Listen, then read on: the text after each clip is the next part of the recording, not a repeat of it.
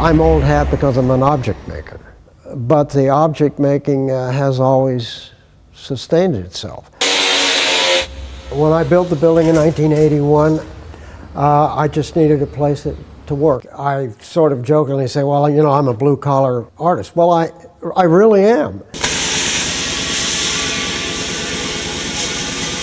I get up, get cleaned up, have a light breakfast, and I try to get down here by 9 o'clock. We eat from 1 to 1:30, and we work until about 5:15, and then we go home. We're out of here by 5:30. So I have 15,000 square feet, and I do all my work right here in the corner of this table. I call it my Giacometti table. It's 2 square feet.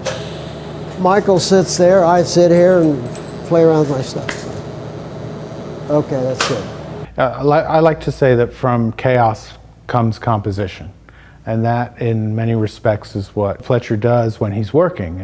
We have this huge pile of things here, and I just basically sit here and he's the jig, and I basically just weld it together for him to see what he has, and then he will take the form and take it apart or add new elements to it.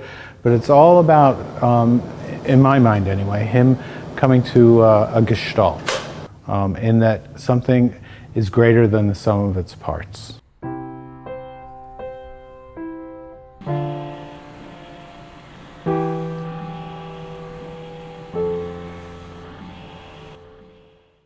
What Fletcher encouraged me to do is to make small things. You know, just get the idea out there, and then when you get to the larger scale, a lot of the questions are answered. You can still move things around, you can still add, you know, this or that. The scaling aspect of it is, you know, takes just a few minutes. And then, of course, I go to our racks and I select the material that will match. I have this a disease which is about order. And my work is all based on relationships, composition, and the negative space between these elements. For instance, in a symphony or good theater, the silence sometimes is as important as the positive, shouting or whatever.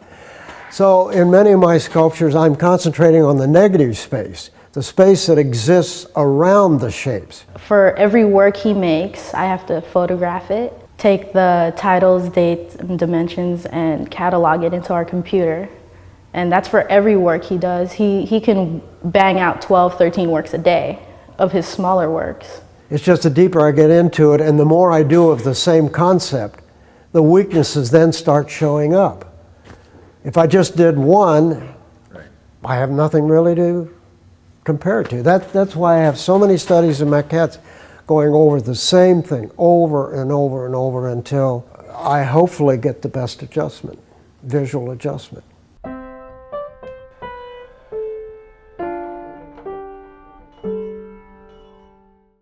Out of 5 or 6 pieces, he may pick one that's very special to him for whatever reason that is, and we will blow it up accordingly, you know, anywhere from blow it up to 5 feet to 50 feet. I'm working now again with the folded circle. These are a couple of studies or sketches.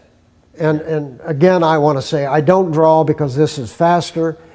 It's in a better position for me to make a correction or make a judgment. I really appreciate being given the opportunity to work in this capacity, you know, working with an artist, completing, you know, these monumental and not even, you know, sometimes the smaller works are just as satisfying. And there's always a new road to travel, and it's always an experiential journey, basically, with Fletcher, and watching him create. And being a part of that is a wonderful experience for me. Some days I go home with a smile, other days I don't, but I still feel like I've given it a good try.